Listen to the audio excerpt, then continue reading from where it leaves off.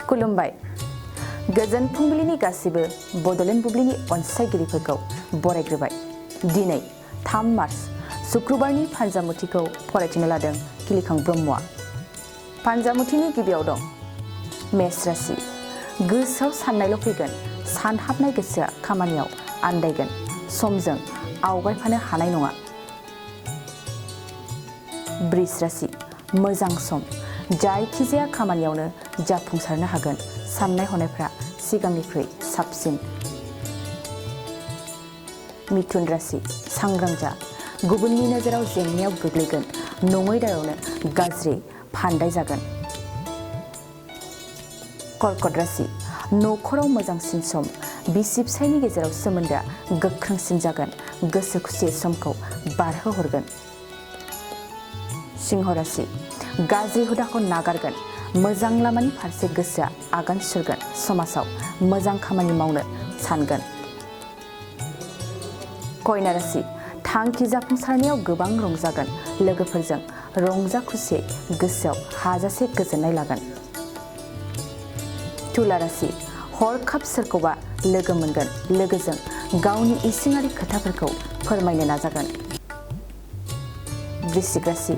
खामानियाव गुलुं गुजुं थासारिया नुजाथिगोन, जेखि खामानि मावा जाफुंसारनायाव गोब्राब जागोन। धनु राशि। सांग्रां जा, नोंनि सोरगिदिं सुथुरा बांगोन, लोगोखौ फोथायनायनि सिगां गोबां खेब सानग्रो। मकर राशि। फालांगियाव मोजांसिन सम, जायखिजाया फालांगि खालामनायावनो मुलाम्फा जागोन। कुम्भ राशि। न'खराव गोजोन खुसि थासारिया साग्लोबगोन, सान्थि फैगोन, गाज्रि नोजोरनिफ्राय मोजाङाव फैगोन। मीन राशि। नोंथांनि हेंथायै सुथुरा बांसिनगोन, सुथुरजों नोंखौ गाज्रियाव लांनो नाजागोन, सांग्रां जानाया नोंनि साबसिन। दिनै सानसेनि राशि फरायथिनायाबो एसेनोसै। आसा खालामो नोंथांनि दिनैनि साना मोजाङै मोजां थांगोन, बेखौ बड'लेण्ड बुब्लि न'खरनिफ्राय मिजिंथिबाय। गोजोन्थों। फै बयबो बाहागो लाफै। गोजोन आरो खौसेथिनि थाखाय क'क्राझाराव खुंफुंजागोन गेदेरथार बिराद बाथौ आर'ज आरो खेराइ।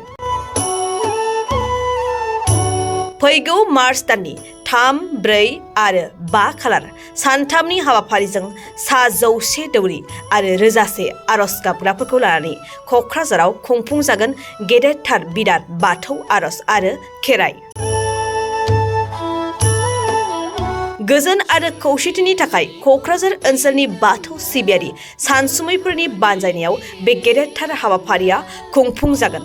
क'क्राझार सहरनि साखाथि बड'फा नोगोरनि ग्रीन फिल्डआव बे समायना हाबाफारिया खुंजागोन। गासै राजखान्थिगिरि, समाजखान्थिगिरि, थुनलाइगिरि, सोलोंथाइगिरि, गेलेगिरि, हारिमुगिरिफोराबो बे हाबाफारियाव बाहागो लाफैनो हागोन।